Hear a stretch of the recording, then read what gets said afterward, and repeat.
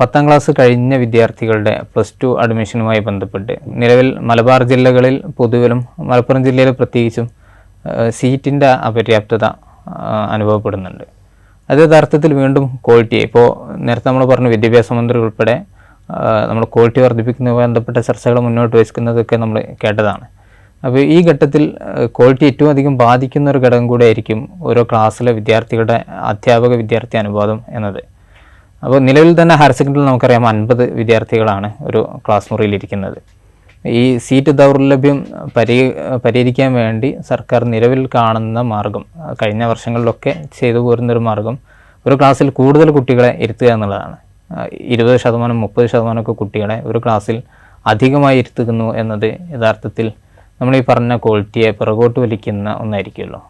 തീർച്ചയായിട്ടും കഴിഞ്ഞ കാർത്തികേയൻ റിപ്പോർട്ടിലൊക്കെ അത് പറയുന്നുണ്ട്.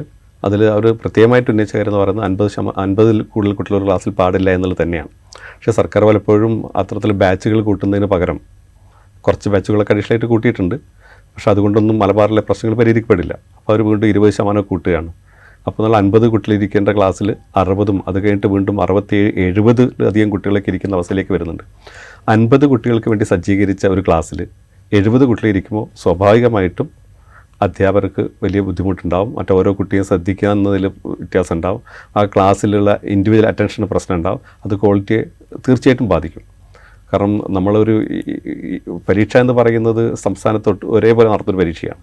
അപ്പോൾ 50 കുറേ ചില ജില്ലകളിൽ 50-50-ൽ താഴെ കുട്ടികളെ മാത്രം എത്തി പഠിപ്പിച്ചിട്ട് ഇൻട്രൊഡക്ഷൻ കൊടുക്കുക.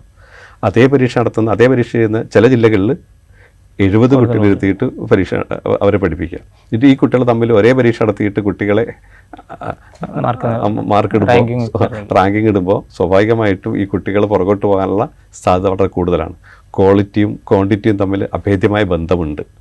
അപ്പോൾ എല്ലാ സംസ്ഥാനത്തൊട്ടുക്കും ഒരേ തരത്തിൽ തന്നെയുള്ള ഒരു ടീച്ചർ സ്റ്റുഡൻറ്റ് റേഷ്യോ അനുപാതം ഉണ്ടാക്കണം എന്ന് തന്നെയാണ് എനിക്ക് പറയാനുള്ളത്.